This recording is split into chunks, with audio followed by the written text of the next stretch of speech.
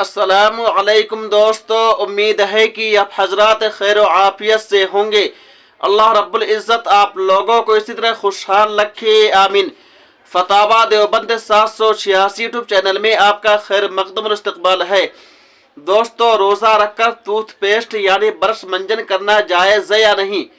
अगर कोई शख्स रोज़ा रखकर कुलगेट मंजन करता है तो उसका रोज़ा माना जाएगा या नहीं, इस बारे में दारुल उलूम देवबंद का फतवा और जामिया उलूम इस्लामिया अल्लामा मोहम्मद यूसुफ बिन नौरी टाउन का फतवा क्या कहता है, आइए बगैर किसी तमहीद व ताख़ीर के देख लेते हैं, सुन लेते हैं।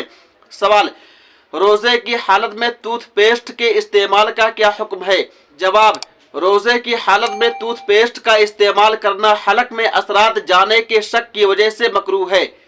अगर हलक में टूथपेस्ट के ज़र्रात चले गए तो रोज़ा फासिद हो जाएगा, इसलिए रोज़ा के दौरान टूथपेस्ट और टूथ पाउडर वगैरह इस्तेमाल न करे, बल्कि सुबह सादिक से पहले पहले टूथपेस्ट कर ले।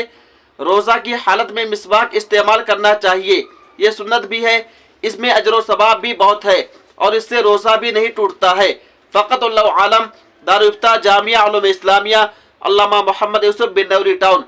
अब आइए एशिया की अजीम दीनी व इल्मी मरकज़ दारुल उलूम देवबंद का फतवा देख लेते हैं, सुन लेते हैं। सवाल: मेरा आपसे सवाल यह है कि क्या रोज़ा की हालत में टूथपेस्ट से दांत साफ करना जायज़ है या नहीं? शुक्रिया। जवाब: बिस्मिल्लाहिर्रहमानिर्रहीम। रोज़ा की हालत में टूथपेस्ट से दांत साफ करना मकरूह है। इसमें अंदेशा है कि पेस्ट का कुछ जुज़ हलक में भी चले जाए, ऐसे सूरत में रोज़ा टूट जाएगा। वल्लाहु ताला आलम। दारुल इफ्ता दारुल उलूम देवबंद। उम्मीद है कि आप हजरात मुकम्मल वीडियो देख लिए होंगे और दोनों फतवों को मुलाहजा कर लिए होंगे और स्क्रीन पर भी अपनी आंखों से देख लिए होंगे। दोस्तों, अगर आपको यह वीडियो अच्छी लगी हो तो वीडियो को लाइक कीजिए, इस वीडियो को ज़्यादा से ज़्यादा लोगों तक पहुँचाइए। तब तक आप हमें इजाज़त दीजिए। अल्लाह हाफिज़, अपना ख्याल रखिएगा।